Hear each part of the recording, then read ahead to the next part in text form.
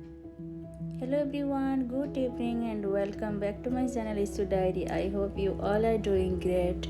So आज के blog में मैं आपके साथ शेयर करूँगी बहुत हेल्पफुल वीडियो, बहुत एक हेल्पफुल ब्लॉग जिसके बारे में मुझे पता नहीं था, बिल्कुल भी मालूम नहीं था। आई थिंक आप लोगों को भी बहुत सारे लोग होंगे कि जिनको भी इसके बारे में नहीं पता है।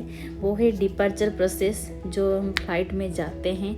बिकॉज़ मुझे तो इस बारे में बिल्कुल भी पता नहीं था, बिल्कुल भी नहीं। जिस दिन मैं 2019 में मैं जब मुंबई आई थी पहली बार हस्बैंड के साथ, और उस दिन मेरा पहला फ़्लाइट था, पहला लैंडिंग हुआ था मेरा मुंबई में, और मुझे कुछ भी मालूम नहीं था।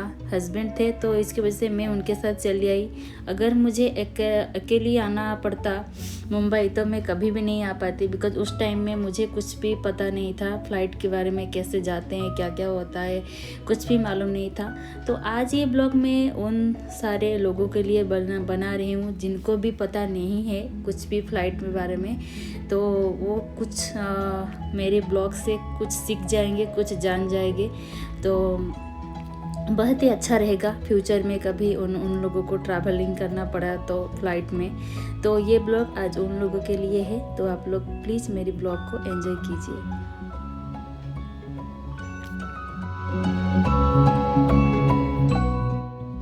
तो चलिए स्टार्ट करते हैं आज का ब्लॉग। और आज मैं जा रही हूँ डोमेस्टिक एयरपोर्ट। हम जा रहे हैं अहमदाबाद, मुंबई से अहमदाबाद जा रहे हैं। और डोमेस्टिक एयरपोर्ट में एक डिपार्चर का प्रोसेस कैसे रहता है मैं आपको दिखाती हूँ।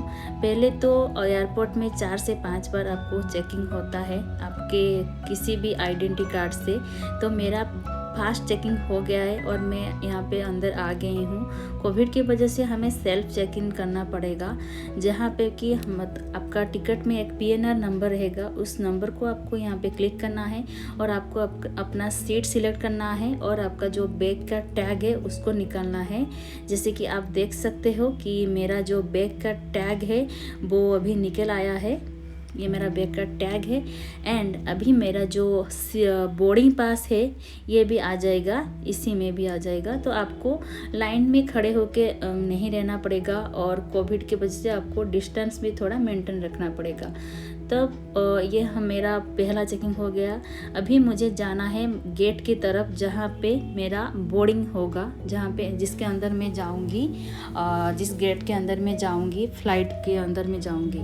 तो गेट की तरफ जाने के लिए और एक बार आपको चेकिंग करना पड़ेगा आपके सारे बैग्स में क्या क्या है, जैसे कि मोबाइल चार्जर, लैपटॉप चार्जर, ऐसे कुछ इलेक्ट्रॉनिक चीज़ें आपको चेकिंग करना पड़ेगा। तब आपको एंट्री फाइनली मिल जाएगा जो जिस गेट के अंदर। डोमेस्टिक एयरपोर्ट में 31 गेट्स है। तो अगर आपको बोर्डिंग पास में अगर आपका टिकट नहीं है तो आप ऊपर लगी हुई वो LED TV में भी आपको आपका फ़्लाइट का नंबर और आपका टाइम सब कुछ दिख जाएगा। और ये रही मेरी बोर्डिंग पास। इसमें आपका नाम, सीट नंबर, फ़्लाइट नंबर और बोर्डिंग टाइम कितने बजे हैं और गेट नंबर सब कुछ मिल जाएगा। बट मेरा जो गेट नंबर था इसमें मेंशन नहीं था, तो मुझे जाके चेक करना पड़ा कि कौन से गेट में मेरा जो बोर्डिंग होगा। तो आपको ऐसे ही थोड़ा चेक करना पड़ेगा। कभी कभी बोर्डिंग पास में गेट का नंबर नहीं रहता है, तो हम जाके वो LED में चेक किया, तब जाके हमें मालूम पड़ा कि गेट 27 पे हमारा जो अहमदाबाद का फ़्लाइट का बोर्डिंग होगा। ये आप देख सकते हो। तो अभी फ़्लाइट के अंदर जाने के लिए और एक बार चेकिंग होगा, जो चेकिंग मेरा हो चुका है और मैं जा रही हूँ। क्योंकि चेकिंग पॉइंट पर पुलिस है तो वहाँ पे शूटिंग करने का मना है, इसीलिए मैं शूटिंग नहीं कर पाई। और ब्रिज के अंदर और एक बार चेकिंग होगा फाइनली, और हम पहुँच गए फ़्लाइट के अंदर। पहला जो सीट था वो बिजनेस क्लास का सीट है, वो ज़्यादा थोड़ा पैसा देना पड़ेगा आपको।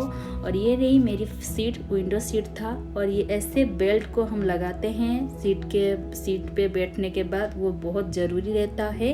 और ये सारी इंस्ट्रक्शन आपको फ़्लाइट के अंदर भी मिल जाएगी। एंड यहाँ पे आपको आपका सामान रखना है, लगेज रखना है या लैपटॉप वगैरह सब कुछ यहाँ पे आप रख सकते हो आराम से, कुछ भी प्रॉब्लम नहीं है। एंड हर सीट के आगे ऐसे एक टेबल रहता है जिसके ऊपर आप लैपटॉप रख सकते हो, बुक रख सकते हो और पानी बोतल भी रख सकते हो यहाँ पे।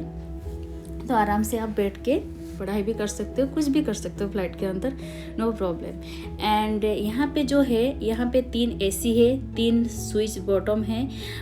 जैसे कि आप स्विच बॉटम डाल के आपको कुछ कोई भी एयर होस्टेस को बुला सकते हो आपको हेल्प करने के लिए, किसी भी चीज़ की हेल्प करने के लिए।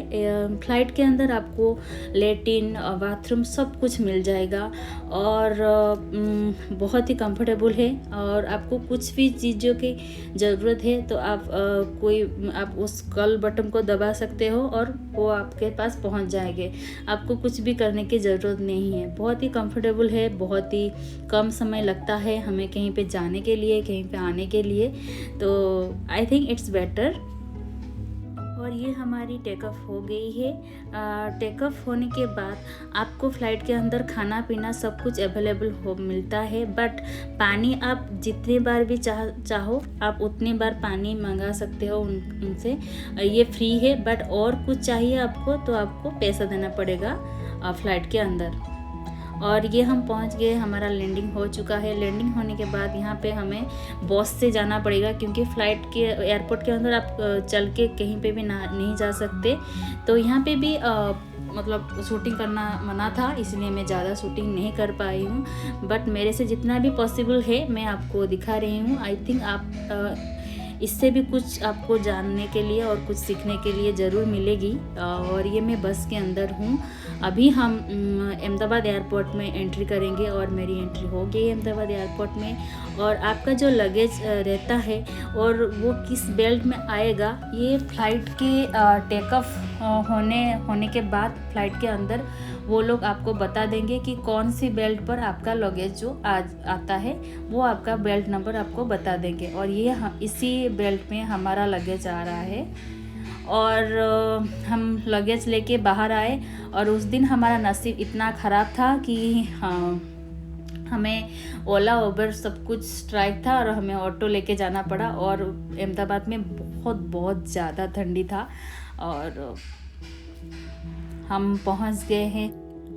तो ये हम पहुंच गए होटल में पहुंचे हम रात को 11 बज गया।